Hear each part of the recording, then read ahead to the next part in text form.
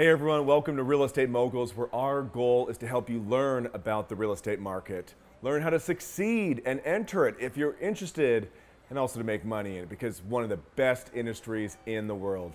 And in this show, you're going to be learning from all kinds of people, from the agents, the brokers, the people who are part of the associations, the boards, the investors of all the companies, the founders of these tech companies. We're going to give you a glimpse into the perspectives of all these different stakeholders into the world's largest industry. So at the end of the day, I think you'll learn that you just got to get in the market and enjoy real estate for an amazing income producing opportunity, whether you be an agent and you want to have a career in it, or you just want to make some money as an investor. All right, so I'm really excited for today's guest. She has a past two-term director of the Oakville and Milton District Real Estate Board. She's now a broker and manager at the Royal Lepage Real Estate Brokerage in Mississauga, where there's over 120 agents. She's done all of these management activities, and in the last 7 years has still been consistently in the top 5% of realtors within Royal Lepage nationally. She's actually even started in the industry on the vendor side, all right, providing technology and providing services to agents, and then had a knack for giving training and education. So now she's a public speaker, helping agents be more successful in this industry because it's so saturated. It's way more difficult than some people even understand. She's also super into tech, which I'm excited to get into today, and she really knows how to help agents go paperless, how to help them negotiate, and really just help them operate a really efficient business. She's helped increase the collaboration, this is something we're going to definitely talk about today, between the MLSs. So she's really helped a lot of the MLSs come together and collaborate and improve the industry, which, if you don't understand anything about real estate, it's like herding cats. Okay, and in 2018, she was elected as the director of the Mississauga Real Estate Board. She's an expert in so many areas in real estate, so get ready, get excited to learn from Sandra Kirkland. Thank you. Thank you so much. So in getting to know you, I looked at your experience, and it's definitely there's a lot more variety, there's a lot more experiences in all the different assets of real estate, from being an agent, to being a manager, to being a broker, to being on the association MLS board side, to being on the vendor side. So why don't you kind of just help everyone understand who you are and your path and your journey through real estate? Geez, obviously I love this industry. There's no denying that whatsoever. I got into the industry when I was in my mid to late 20s because it was always something that I had thought of in the back of my mind. When I was a teenager, my mom and I used to spend Saturdays and Sundays going out to open houses together just for fun. I love walking through other people's houses. I love opening up their closets and seeing how they organize it. I love looking at new and different ideas for making things comfortable and cool in their kitchens, and I just love walking through other people's houses. So when I finally decided I was going to get into the industry, it was really easy. I breezed through the courses. I enjoyed lapping up everything that I could possibly learn in those courses. And then you get out in the industry, you choose a brokerage, you sit down and you open up your briefcase the first day that you're a realtor and you go, well, now what? And that began a really long journey for me of really trying to immerse myself into what the industry was, how to make money in the industry, how to be successful in the industry, how to be your own boss, and really how to succeed and how to make this a livelihood that you can work at for decades to come and retire as a successful realtor. So I sort of, flitted away over a couple of years, and the Oakville and Milton and District Real Estate Board at the time was trying to upgrade their MLS platform. So this was back in the early 2000s. They were using an older, outdated MLS platform, and they wanted to really make a push into new technology. So my manager at the time identified me as somebody that had a knowledge for technology, who could work my way around a website really easily. And he encouraged me to join that task force of identifying some of the other MLS platforms that were out there and to help decide which one we wanted to move towards. And that began a very long love affair that I have with what we call in the industry organized real estate. The knowledge of the realtors, and then the brokerages, and then the local associations, the provincial associations, the national associations, and ultimately how that compares to other markets around the world. And as you said, I've done a lot in all of those different arms trying to find my place And after 12 years now working in the industry, I'm working in a variety of different capacities. I'm really happy to be calling brokerage management my home right now. Very cool. Okay. Now, when we think about evolving an industry, and now like I'm on the vendor side where I'm trying to help agents be more successful, and I'm trying to provide some solutions to some of the problems I see. Some of the things that have helped me so much in thinking about the industry is understanding the past. And so I always love asking people, like, you've seen all this, you've been in part of the industry for a long time, you've seen change happen. When you look at some historical events that have changed the industry for good or for worse, like what comes to mind? I feel still very young, and like I haven't been in this industry as long as some people have. I know people that have been in this industry for longer than 60 years, you know, who of course went through the recession of 1989 and 1990 and who have excellent stories to tell about that. And I look back at my history, and again, it seems like such a small drop in the bucket in comparison, but there have been a lot of changes, but a lot of them have been recent. I look back on the first 5 or 6 years in the industry, and there wasn't really anything that was a major disruptor in the industry that I remember. 2008, 2009, 2010. Yeah. I don't remember any massive impact that really got people quaking in their boots about what was going to happen to the industry, or even to the marketplace at large. You know, even when the market, when the global market took a little bit of a hit in 2008, and you know, people were talking about tightening purse strings and battening down the hatches, and it is going to be a difficult market. And of course, we weren't that terribly affected. And the people that were true relational realtors, I think, came out of that sailing and had learned a lot. And now we're experiencing that again and coming out of the extreme sellers market that we had in 2015, 2016, 2017, and 2018 being an extremely different year. So going off on a tangent a little bit, talking about how 4 out of 5 realtors probably won't make it into their 3rd year of being a registered real estate agent. Most realtors active today have never seen a buyer's market, have never really seen a balanced market, because so many of them have only been in the business since 2015, when it's been a seller's market for the last 3 years. So big disruptors that we've seen recently have all really been recent. I think for about a decade before that, it was pretty smooth sailing. People went to work, it was great. We saw an increase in the industry, but it wasn't a huge spike. It was coasting. Yeah. And in the last 5 years, it's exploded. Now we're dealing with things like Zillow, we're dealing with Open Door, we're dealing with iBuyer, we're dealing with gigantic conglomerates from the States moving into Canada with new business models that are shaking up the traditional realtor and traditional brokerage. And every day we wake up and there's something new in the news that's going to disrupt our industry and take a chunk out of the pie, as we like to call it. I couldn't even list them. We'd be here all night. What do you think biggest difference between Canadian and US market that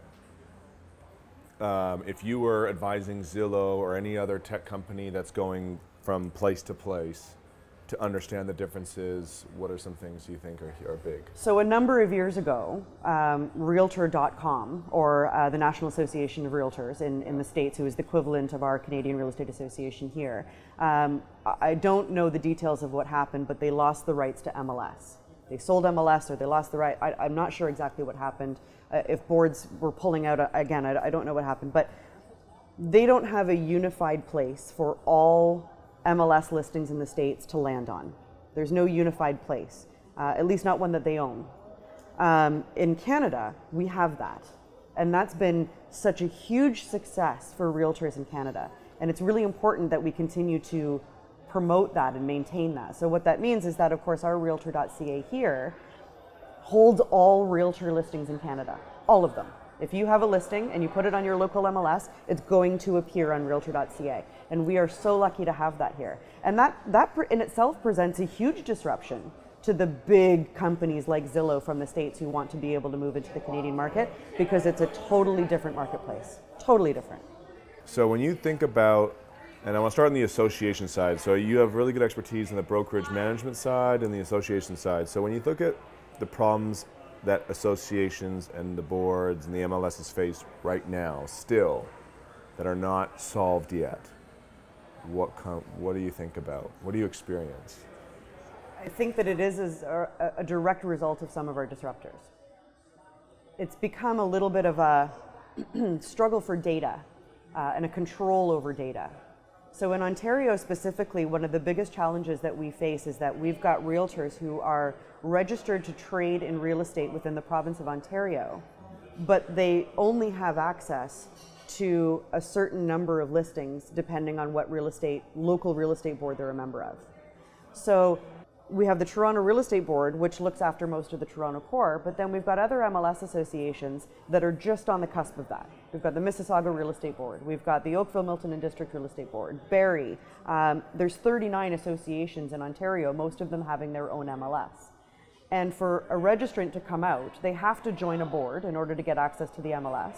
And if they want access to other MLSs, they have to join those other boards, which can ultimately become a huge cost for a realtor who wants to expand their reach outside of whatever local city that they began in. So I wouldn't be able to have access to the MLS necessarily in, say, Kitchener or Waterloo, which would prevent me from even wanting to start to learn about that marketplace if I decided that I wanted to sell there for whatever reason. Now, do you think that even needs to be solved? Because the majority, like the number one reason why homeowners pick a realtor, and I think is the right thing, is local market knowledge. Like, if I'm trying to buy and sell in Leslieville, I don't want you, the agent, to be spending time trying to learn about Kitchener or Waterloo. Sure. So do you think that's something, or for who does that need to be solved for? I think that it would be anti-competitive to stop a realtor from wanting to work in more than one marketplace if they wanted to. And I think that it's unfortunate that we have to charge them through the teeth in order to be able to have access. We're registered in Ontario. What if you have a realtor who has a cottage in the Muskokas, but they live in Oakville? They would have to join a second MLS association in order to be able to understand the Muskoka market. Even on a smaller detail, we're now getting into a type of marketplace where conditions like sale of purchaser's property are becoming a lot more common again on offers. So if you're going to be a buyer for my listing, you may not want to purchase my listing until you're guaranteed a sale on yours. As a listing agent, I want to make sure that your listing is properly positioned in your current marketplace. And if you're moving from Windsor into Toronto, I want to be able to spend some time looking at your marketplace to identify whether your listing with your Windsor realtor is properly positioned enough that I'm going to accept that condition and take my listing off the market for you. And so what do you think the solution is? Is that just a decision that, hey, you can have a fee for one board if that's all you want? Because there's probably a bunch of agents that say, I only need to be a part of one board. And maybe, just like there's the Vail Epic snowboard pass that gives you access to all the mountains, you have an Epic MLS pass. Oh, in an ideal world. I truly believe in the value of the individual boards, right? The individual boards like the Mississauga Real Estate Board, the Toronto Real Estate Board, they're made up of elected directors, of realtors who understand that area, who then work for that area. And they're elected by their peers to be directors, and directors make the decisions for the boards. What I've been spending a lot of time over the last number of years working towards is a shared MLS database, where all the individual boards still work on their individual MLSs, feed their individual MLSs, but it all goes into a larger pool that everybody can then share and search. Some of the problems that we get being, as we call it, in a sandwich board in the Oakville region and the Mississauga region, is that we've got realtors who mostly work in Scarborough, who are only members of TREB, who will take a listing in Mississauga, but will not put their listing on the local Mississauga Real Estate Board. It only goes on TREB. So a Mississauga realtor logging into the Mississauga MLS won't necessarily see this listing because an out-of-town agent has taken it and not put it on the local board. So working towards a shared MLS, which is happening. Right now there is an association of associations who have pooled their MLS databases, and it's called Ortis. And it's a collaboration of, at the moment, we've just combined forces with another collective known as the Ontario Collective, and they've decided to merge, so it's now 23 MLS associations that are all pooling their MLS data into one login, one MLS database, one search. So being a member of any of those 23 MLS associations gets you access to all of that MLS. One of the things that I've learned with the National Association of Realtors in the States, yes, it is the biggest association, but it's not like CREA, which is the Canadian, right? It is a for-profit, made-up association. Yes. And that's not a bad thing, because if it's a for-profit thing, one of the other like maybe they get investors, maybe they get funding, maybe they get the resources so that this innovation can happen faster. And if one of the questions I have is, do you see that if too much control is left to the associations and the MLSs and the boards, investors don't typically dump a bunch of money over there to create some innovation, and therefore if all the advancement happens from the top in Canada because the control is still there, where in the States they just let it out, it slows the market down? Or do you think there's some innovative model where maybe Ortis becomes this for-profit big organization that goes across Canada that people now want to start funding because it can now be the thing that innovates the industry, but the realtors go, we're still going to be, it's going to be in our best interests? Like, do you see kind of a model like that, or do you see any issues with the fact that investors now don't get to play a hand in having some shared MLS data and getting the data more public and more accessible? I mean, we are definitely at risk of having our unified nationwide MLS database fracturing. We are definitely at the risk of that happening. And then we'll follow suit of what's happening in the States, where it's a free-for-all, and associations and brokerages can choose where they want their data to go, and then they'll get angry and they'll pull it out and they'll put it over here, and there's no unified database, which continues to fracture the market. Now, would realtors, would the traditional real estate model survive? Sure, it's flourishing in the States, right? You know, are these big companies like Zillow and Open Door and iBuyer going to kill the traditional realtor? Well, I think that it's going to flush out a lot of realtors that aren't producing. I think it's going to flush out anybody that believes that we are only worth our data, and that realtors are those that are consultative in nature, those that provide a service to their clients and an experience for their clients, rather than just making sure that it's about a numbers game and patting their own pockets. They will flourish. They will continue to thrive. And they do the dominant, they do all the business anyways. Right. Do I think that's the way that we should go, by having a fractured MLS where it's just, you know, a dog's bowl of whatever people want it to be in that day? Geez, I'd hate for that to happen, because I think we've got it really great here. And I think that helps us keep our market strong and keeps the consumer relying on the consultative realtor to help them fulfill their needs and their dreams in their home purchases and sales.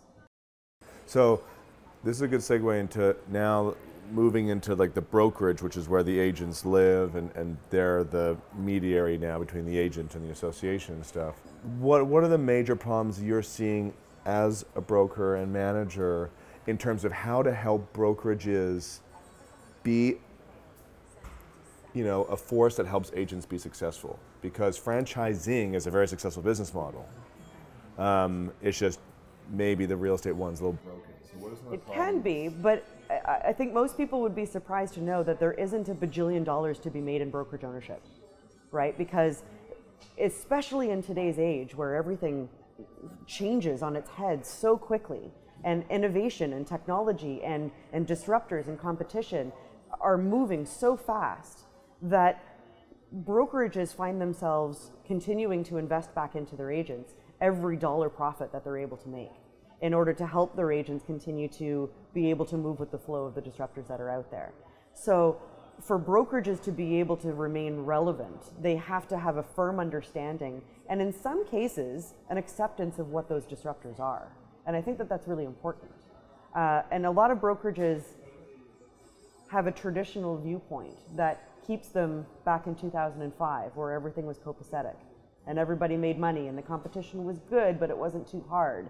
And technology was still a fad, and people didn't necessarily believe in it. Brokerages have to remain relevant, to answer your question, and they have to continue to move very quickly with the latest technology that's coming. And that means investing more and more money and trying to find ways to keep that commission structure alive and well, and to prove to the agents that they're investing back into their business with that split. Do they have the financial, how do brokerages get the financial resources to innovate and to add technologies, and like how do they improve their value proposition and their profitability right now? How are brokerages doing it? It's tough. I think that a lot of different brokerages have a lot of different business models. We've got a relatively new top brand that's come in from the States in recent years that really focus on empowering their realtors to coach and also to recruit themselves, but to get into coaching, to help each other, and then to share those profits amongst each other. Keller Williams. And sharing amongst each other, and have a profit sharing, and have that sort of business model. And that is completely different from what we at Royal Lepage stand for, which is a high level of learning and education and business knowledge to be able to run your own business, that we then help support and coach and train and increase from within, rather than encouraging realtors to do it at base level. There's so many different business models, and they all have a potential of being very effective. I know that my employment with my brokerage, with Royal Lepage Real Estate Services, is purely to do whatever I can to empower our realtors to increase their gross commission income. And a lot of that is helping them properly articulate their value proposition to the consumer. So what is that? The consumer today is way different than the consumer was 10 years ago. Technology has given a lot of the realtors, the traditional realtors' responsibilities right into the computer screens at the fingertips of the consumer. So how can our realtors change to better have a value proposition for their consumers, and then how do we translate that as a brokerage level to our realtors? And that's sort of the larger flow and the bigger picture that we're working with in my branch. One of the statements that I've wondered if this may be one of the solutions to the brokerage model and the agent model, because at the end of the day, the homeowners, they complain about the fees.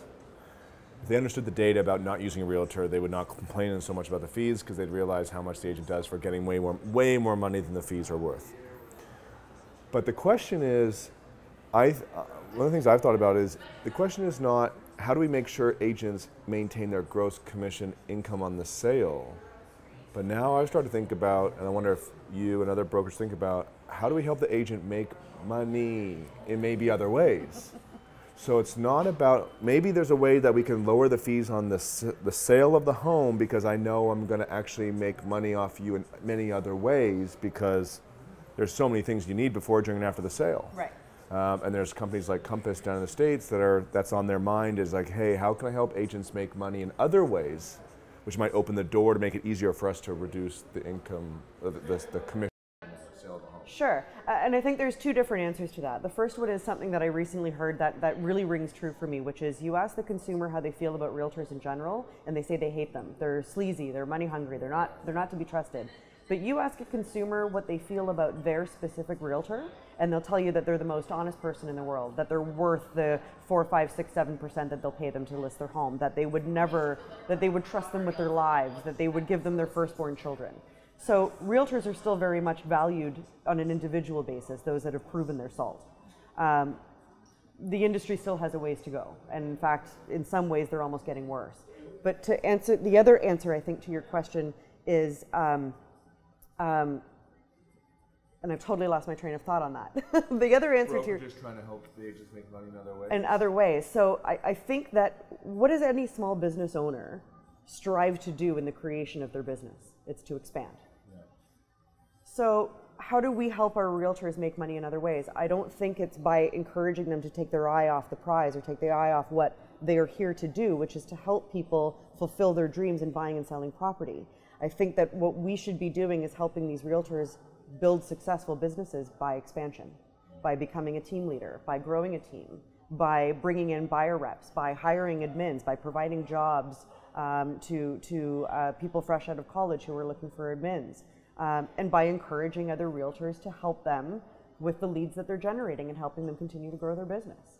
So one of the big futures in real estate right now is going to be the growth and the development of teams. And I'm so excited to help people feel empowered enough to expand and share, to bring more people into their team. Are there any technologies that you're either using right now or thinking about using, or you're like, I wish a technology did this, because that would make it so much easier for an agent to start a team, build a team, manage a team, and do what you're saying? Like, talk to me about some of the solutions that you're seeing in the marketplace, or that you want to see in the marketplace. Some of the big confusions that people are experiencing right now are in client relationship management. There are so many platforms out there, many of them geared towards realtors. There's another line that I heard recently that really rang true for me, which is, if you want to make money in real estate, find something to sell to realtors. And that is very, very, very much true. Realtors love to adopt the latest and greatest thing into their business. CRMs are a great thing that's out there right now. The second most important thing that realtors are looking for is lead generation and assistance in converting those leads. So how do I get my face out there? How do I get people wanting to pick up the phone and call me, or better yet, wanting to text me or email me, because of course that's where communication is going. Helping realtors manage, not only create the leads, but then manage the conversion of those leads. You know, most people don't really understand that the average online lead conversion is about less than 1%. But if you do it well with an excellent platform on your side, you're looking at anywhere between 3 and sometimes even up to 11% conversion. But it's not about the quality of the leads that you're being delivered, it's about how you're working those leads to convert. So those sales strategies are something that I think a lot of realtors are really looking at trying to fulfill in their businesses. If I could create a platform that would make life easier, it actually wouldn't be for the realtors, it would be for the brokerages. We find in Canada that there's a lot of outdated technology that we're working with in terms of our back end, our deals administration, our agent management on the back end. My brokerage is adopting some of the latest technology that's coming out of the States, which has been fantastic. It saves us dozens of hours a day on our back end and managing some of the paper-based stuff. We haven't announced it to the realtors yet, so I don't want to announce it now, but I'll tell you when we shut the cameras off later. Some of the really cool latest and greatest stuff that's coming out of the States that we're adopting into our brokerage coming forward. Appointment center assistance, so that the consumer has this great opportunity to download an app and get pinged and notified automatically through the system when there's a realtor looking to book a showing on their listing. They can identify who that buyer agent is, whatever brokerage they're from, and they have the authority to be able to accept or decline that request for showing, which frees up a lot of space from our admin teams from picking up the phones and calling, identifying the realtor, making sure they're legit, calling the seller, managing all of those scheduling conflicts. Automating that with an app makes it more secure for the consumer and frees up a lot of our admin time on brokerage level. Yeah. So moving forward, what I'd like to see with some of the more latest tech is really at a brokerage level, helping realtors in their brokerages make sure that what they're asking from their brokerage in terms of validating the split that they're paying their brokerage is money well spent. What about automation that said, okay, or a service where I'm going to generate you the lead, which I'll get to in a second about lead quality. That was a knowing look. I'm going to generate you leads, or maybe there's a way to help you create leads. Like there's this lead generation, I just don't even like saying it because there's, am I in control? Am I creating it? Or am I buying it and receiving it? Right? There's two very different ways to generate leads. Maybe we can talk about that in a sec. But so it's like I generate you leads.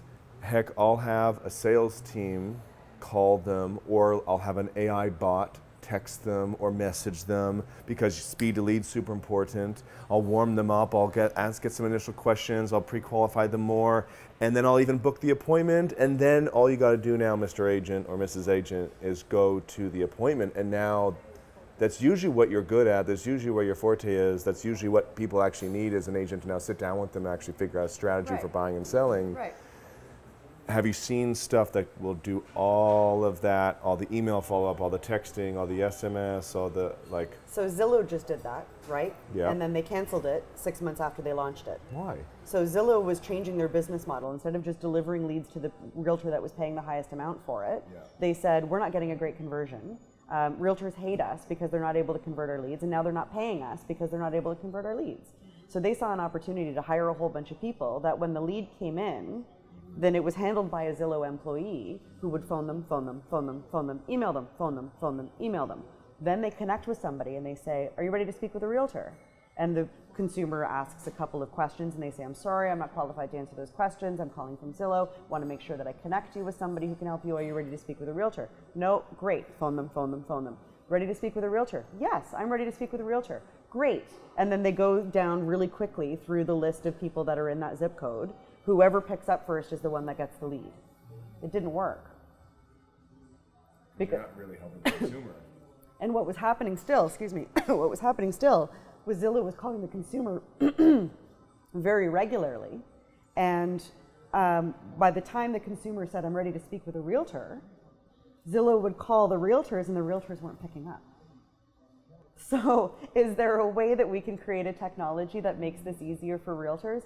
Definitely. But again, we have to get the do you think realtors it's AI text-based? Like, what do you think that? Absolutely. I mean, obviously the future of is? communication moving forward is even less email, and it's social media, private messaging, and direct messaging. It's hitting them on Instagram, hitting them on Facebook private message, hitting them on text, all of that stuff. Yeah. You know, the new video that's coming out, I think, is a really great way for people to connect with strangers and for the consumer to feel a little bit more comfortable with getting to know somebody before they meet them. So we encourage platforms like BombBomb, Videolicious, where the realtor can be like, hey, I got your lead on my website, or I got your message that you were looking at listings on my website. Just wanted to let you know I'm a real person, you know, been working in this industry for 13 years, born and raised in the area.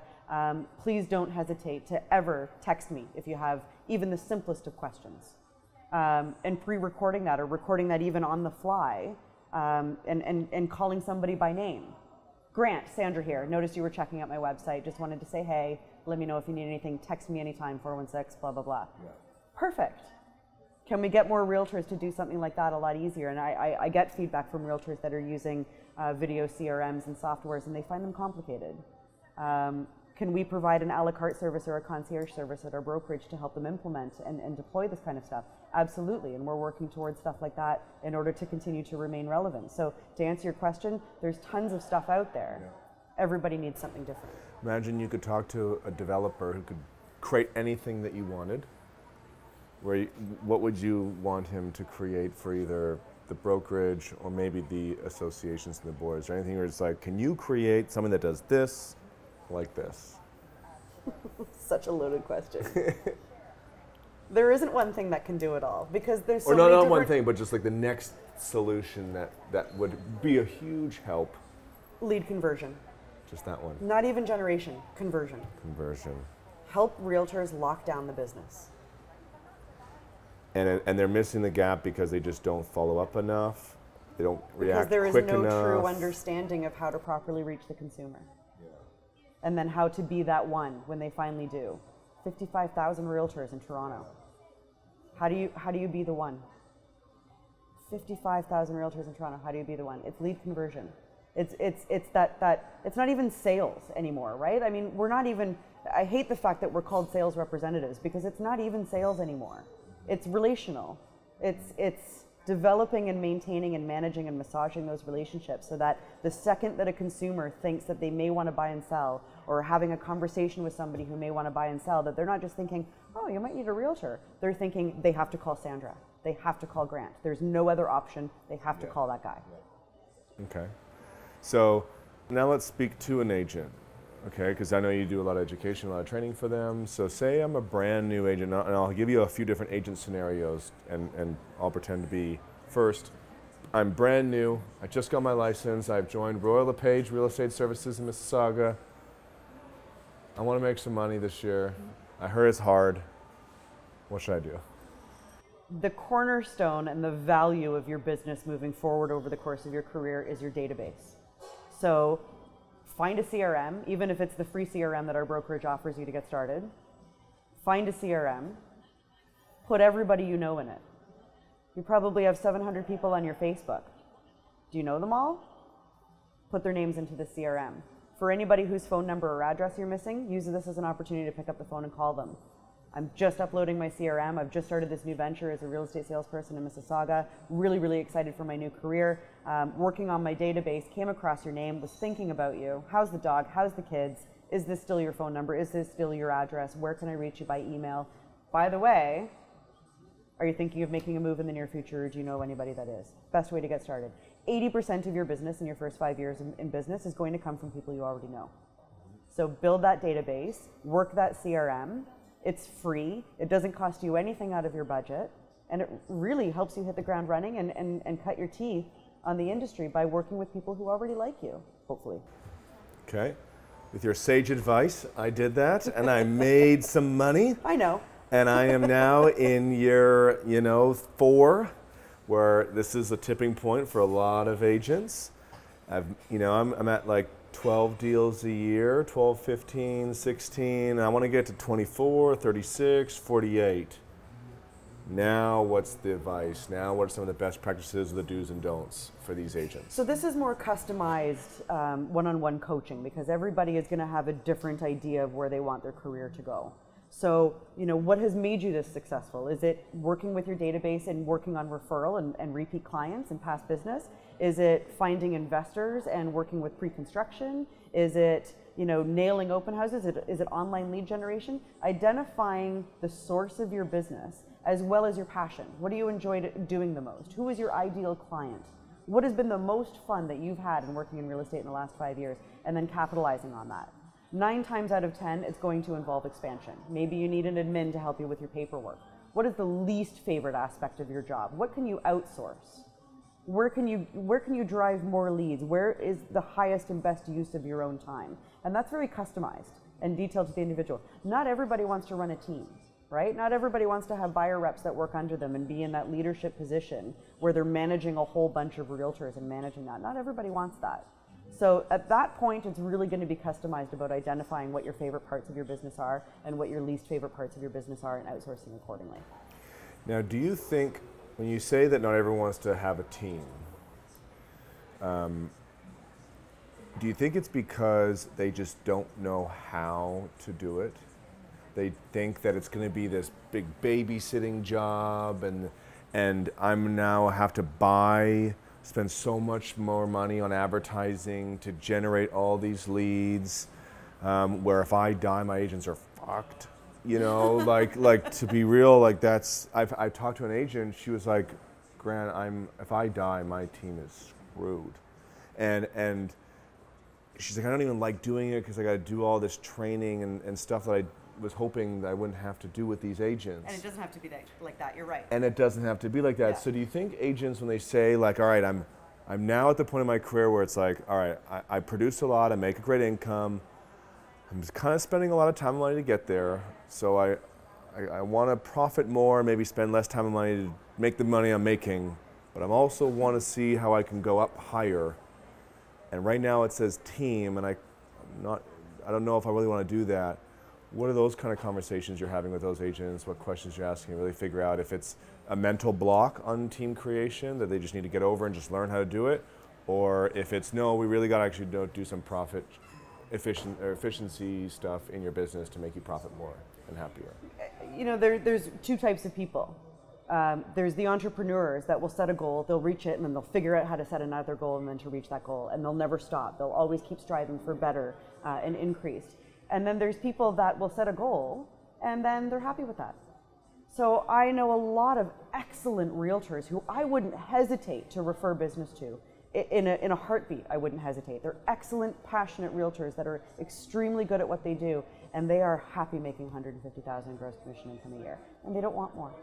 Even if it meant working less, even if it meant doing something different, because they're just happy working with their 10 to 12 transactions, because it's people that they know, it's in their network, it's from their church group, it's from their kids' hockey, mommy group, whatever it is, and they're just happy with that. And that's okay, that's fantastic. They're fantastic realtors, they're great realtors, great contribution to the community at large. For those, are there people out there that maybe aren't taking that extra step because they're unsure of what that could mean for their livelihood or for their stress levels or fear of failure? Absolutely. Can we help them surpass that? Absolutely. There are plenty of excellent ways. I mean, all the different real estate coaches that are out there all have different claims to fame. Buffini has a certain focus. Richard Robbins has a certain focus. Ken Goodfellow has an even other focus. Kathleen Black. They all have a focus that fits a unique type of person. And I think that's something that we can't forget about the real estate industry, is that you can be the most quietest, most introverted, most fearsome person, timid person out there, and you can easily make $1 million. You can be boisterous and loud and obnoxious and make $1 million. There's an opportunity for everybody to do whatever they want in this business. Very cool. Okay, now the team, they talk, in some circles they're saying teams are the trend, and what I've definitely noticed is independent brokerages are a growing trend. And when I think about a team building within a brokerage, does a brokerage just always fear that that team will end up having such great systems and infrastructure as they build out that they're eventually just going to start their own independent? There's a lot of liability that comes with that. A lot of entrepreneurs in the real estate industry don't want that liability. They've got to find their own broker of record who is responsible for everything. They've got to create their own trust account, which is a huge liability. Right now, if a realtor gets sued, it's the brokerage that gets sued, not the realtor. If you're an independent agent corporation and you get sued, then you're the one that's getting sued, and you take all of that liability, both professionally and personally. So does everybody want that liability? No, and that's why we see gigantic teams like Mark Ferris, for example, one of the top Royal Lepage realtors in Canada, in fact, the top Royal Lepage realtor in Canada, who operates his team within a brokerage as a subco in a brokerage, because some of that liability is then shared by his brokerage, so he doesn't have to worry about it. And that's worth the money that he pays the brokerage in order to be there. Interesting. So what do you think about those trends? Because the other one is,